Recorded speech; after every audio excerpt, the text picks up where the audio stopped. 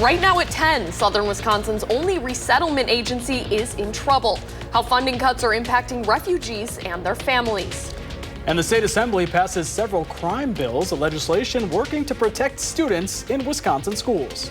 And the Badgers are moving ahead in the Big Ten tournament. We'll hear from the team after today's win in Indianapolis. That's all coming up on News 3 Now at 10. Good evening and thanks for joining us tonight. I'm Maddie Heimsch. And I'm Armand Rahman. Sarah Carlson and Eric Franke are off tonight. A refugee resettlement program right here in Madison is financially struggling after weeks of federal flip-flopping. Refugee admissions and resettlements nationwide were halted by a Trump order in late January. And while that order was later blocked by a federal judge, the program's directors tell me damage has already been done. I was very hopeful that if I can bring my family and we can have a good life here. Zabi Zahibzada came to Madison in 2022, leaving his wife and 5 kids in Afghanistan. I'm having a phone conversation with them in the morning, in the evening, and they are like always asking me what's going to happen to us. He now works as the director of refugee resettlement at Jewish Social Services in Madison, a job he got shortly after finding refuge himself. We turn no one away. We don't charge fees for our services. Kai Yale Gardner-Mishlove is the director at JSS, serving around 600 refugees like Zabi each year. Those services include cultural acclimation and orientation, referral to services such as public benefits, housing, employment, education. But in late January, an executive order froze the funding for those supports. How are we going to support families that we may have settled 2 weeks prior to the executive order, meaning that they're already here and we're responsible? And while that order was later blocked by a federal judge, the effects of the stop work orders, unfulfilled reimbursements, and proposed 90-day admission bans remain largely in place. It also meant that families that we also had already received or who were already here, there's a high likelihood that they would not be reunited with family members who were set to arrive. If Zabi's children don't join him in the United States, his daughter's education may be in jeopardy. After grade 6, they're not allowed to go to school. But now the case he filed to bring them... It's taking years and still there's no news.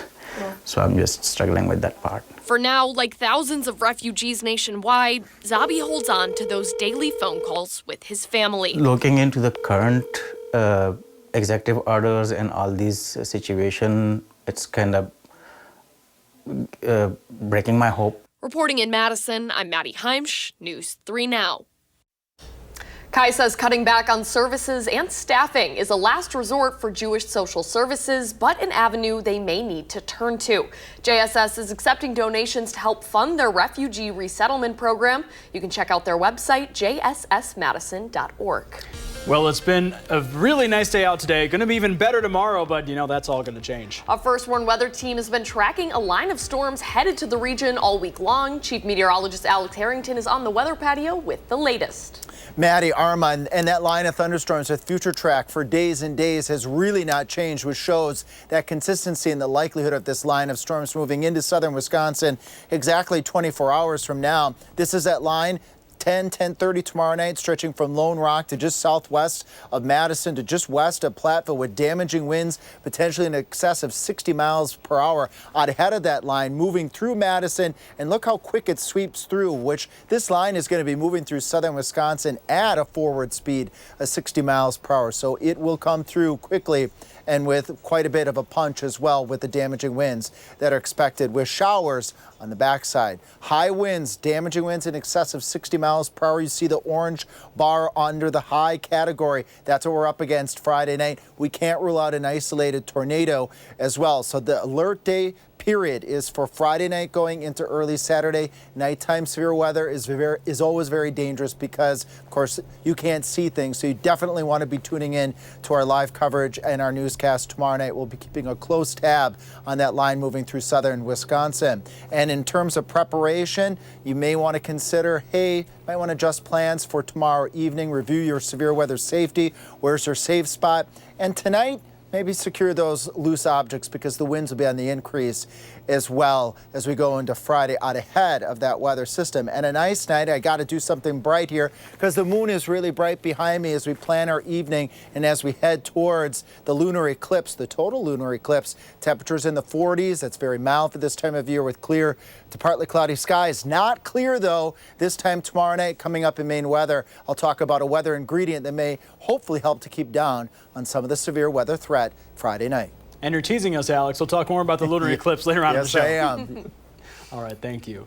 Well, we now know the identity of the man who was shot and killed at a Pleasant Springs gas station early this month. Kyle Thrasher from Janesville died outside a BP gas station just off I-3990. Law enforcement say they're working to identify and locate those who were involved. Anyone with information on the incident is urged to contact Madison area Crime Stoppers at the number there on the bottom of your screen. A suspect is arrested in connection to a shooting at Westtown Mall last October. Madison police say the 28-year-old man was arrested on Tuesday by U.S. Marshals in Kalamazoo, Michigan. On October 25th, officers were called after reports of shots fired at the mall. Police say a single shot was fired inside, with the people involved running out of the building and leaving in a vehicle. No injuries were reported. Images show the before and after of a fire in Marquette County this morning. A viewer sent us this image, and we have more from the Sheriff's Department. The sheriff says 2 vacation homes are completely lost after what began as a brush fire set them ablaze. At about 3 in the morning, crews responded to the fire in the town of Westfield on the north side of Lawrence Lake. Another home was damaged, and 2 sheds and a garage were lost. Luckily, no one was in the homes during the fires. And the DNR says that with spring wildfire season upon us, you should check fire danger before doing any outdoor burning. Already this year, about 170 wildfires have burned more than 450 acres in Wisconsin. That's 4 times more than a typical year at this time. With tomorrow's dry weather and high winds, burn permit suspensions will be in effect across several counties. You can find out if your area is affected at the agency's website under WISC-Burn. 2 seasonal homes are considered total losses after a fire in Marquette County this morning. Firefighters were called out to the north side of Lawrence Lake in the town of Westfield. It appears the fire started as a brush fire in a pit, then quickly spread to nearby structures. A 3rd home sustained partial damage. A detached garage and 2 sheds were also lost. All the buildings were unoccupied at the time. A person is also without a home in Madison after a kitchen fire this morning. It happened on Dell Drive. Fire crews got the call at around 4:30. They could see smoke coming from the garage of a condo. Crews were able to quickly contain the fire. The displaced person is getting help from the Red Cross. Assembly members in the state capitol today approved a slate of crime-related bills. The package has a couple of provisions specific to Milwaukee, like forcing school districts to have police officers in schools, but it would also make changes to crime reporting over here in south central Wisconsin. Among the bills approved, a provision that would require district attorneys to get a judge's sign-off to dismiss certain charges. This would be for alleged crimes like domestic abuse, stealing a car, sexual assault, or crimes against children. Another bill requires schools to notify parents if their child was the target of sexual misconduct by a school staff member. It's appalling as a parent and as a legislator that there's nothing in state statute right now that points out a specific timeline of when a parent must be notified if sexual misconduct occurs between a school staff member and a student. So that's what this bill does. Those bills now head to the state Senate. Governor Tony Evers toured the UW-Madison campus today as part of a push to have state lawmakers approve his budget for state buildings. The governor's proposal would spend nearly $1.6 billion on building improvements across the university system. On the Madison campus, that includes demolishing and replacing the Humanities building. Looking forward to a good opportunity to make the pitch here to the legislature and get this done. It's kind of a surreal moment, just kind of like, I'm just living in a dorm on campus, just going to school here, and the governor wants to come into our room, just kind of see what it's like, so. Republican lawmakers tell us they're just starting to review the governor's proposal, but say that his past capital budget requests have been, quote, unrealistic. Wisconsin's Attorney General Josh Kaul is joining a coalition challenging the Trump administration's major cuts to the Department of Education. The lawsuit alleges the administration is cutting the agency as a way to implement an unlawful plan to dismantle the department. Roughly 1,300 employees were notified that they would be terminated in 90 days. President Trump has proposed eliminating the Department of Education altogether.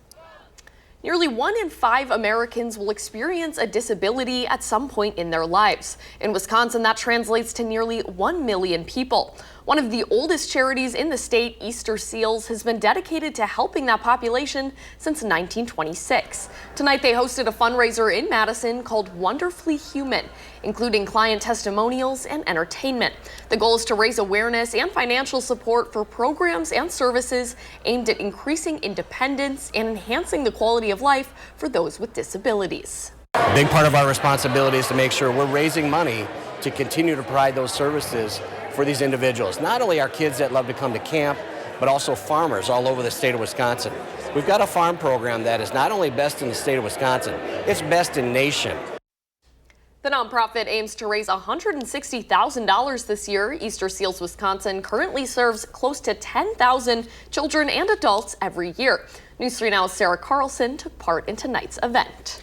Well, the Henry Vilas Zoo has 2 new residents hailing from Africa. The zoo introduced the public to 2 male Cape porcupines. The brothers are named Hammy and Nugget. The zoo says Cape porcupines are the largest rodents in Africa. Their quills are modified hairs made out of keratin, the same protein that makes human hair and nails. So they're just like us. But contrary to popular belief, they cannot shoot their quills. Those long, pointy guys are quite scary. They have a third type of quill that is hollow at the base of their tail, and it looks like a straw. They can shake that, and it sounds like a rattlesnake shake, like tail shake. So a lot of animals know that noise or sound in the wild to be danger or a warning. So they're pretty good at defending themselves, even though they're just a big rodent. I wish I had that ability. That'd be cool. The zoo adds that the brothers really like bark, and for fun, they'll get some antlers to eat for the calcium. You can find the porcupines in the children's zoo near the goat yard. You enjoyed that? I did enjoy that a lot, yes. I don't enjoy rodents. I don't enjoy, but prickly ones are interesting, right?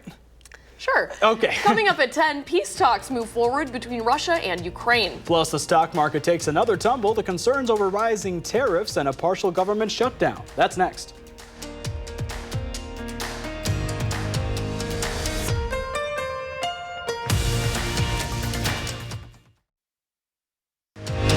You're watching News 3 Now at 10. Today, President Trump announced he will not back down from 25% tariffs on all incoming steel and aluminum imports. He's also threatening tariffs up to 200% against some European goods after the EU placed retaliatory tariffs against the U.S. This as markets continue to tumble, with investors nervous about the economic uncertainty from a looming partial government shutdown. If there's a shutdown, it's only because of the Democrats, and they would really be taking away a lot from our country and from the people of our country. Senate Minority Leader Chuck Schumer called the Republican spending bill a, quote, terrible option, but said the consequences of a government shutdown would be far worse. And U.S. negotiators are in Moscow to present their plan for a 30-day ceasefire in Ukraine. Vladimir Putin said he agreed in principle with the proposal. Currently, Russian forces have the upper hand on the battlefield, where they're gaining ground. But if Russia refuses to agree to the interim ceasefire, President Trump has threatened economic consequences. The Madison region's going to heat up tomorrow. That's ahead of a line of storms we've been tracking all week. Chief Meteorologist Alex Harrington has the latest on those alert day conditions. Right, it is that heat that's going to be the fuel for the fire here Friday night going into early Saturday. And this is a nighttime severe weather event. Nighttime severe weather is particularly dangerous, of course, because you don't have the light of day. So be tuning in tomorrow night. Blaze and I will be here watching this event unfold across southern Wisconsin. First, forming off towards the west in Iowa, and this is going to bring very likely a band of thunderstorms with high winds. That's the main threat from this line of thunderstorms, although we can't rule out an isolated tornado, which I'll explain here in just a minute here with Future Track really showing this line of storms, and this has been consistent day after day after day, showing that line from Lone Rock to Mineral Point to Monroe around 10:30 at night, just at about this point 24 hours from now.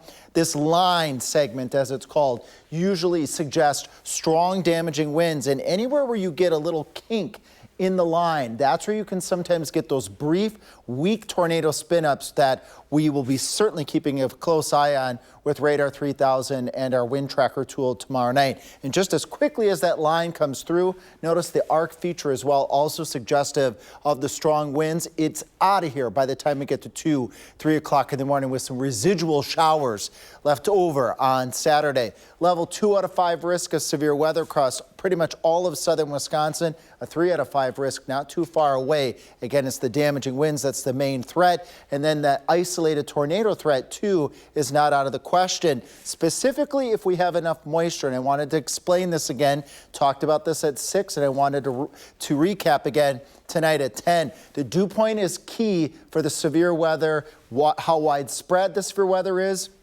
and if we get any embedded tornadoes. If we get some dry air to mix in from higher up in the atmosphere to the surface, that dry air at the surface will lower the severe weather chances. Hopefully that's the case. We don't need any severe weather. We had enough for a lifetime last year. Hopefully, though, we can get some beneficial rains, perhaps a ½ inch, maybe 3/4 of an inch. It's not as much as we could because that line is going to be moving through quite quickly, and we could use the rain as we were earlier talking about because we also have an elevated fire risk tomorrow. Windy conditions, dry vegetation, and temperatures that could be nearing records. That's that fuel for those storms. 74 in Madison, perhaps approaching 80 over parts of southwest Wisconsin out ahead of that line of thunderstorms. And some of the good stuff, though, here to end our forecast with as we plan through the rest of the late evening going into the early morning hours of Friday. Temperatures in the 40s. That's above our normal high for this time of year. Clear to partly cloudy skies can't be beat for the lunar eclipse forecast overnight tonight. After this weather event ends on Saturday with strong winds, the next weather system is Wednesday of next week with rain possibly changing to wet snow. And coming up in sports, it's on to the quarterfinals, how Wisconsin got it done in their Big Ten tournament opener. That's next on News 3 Now.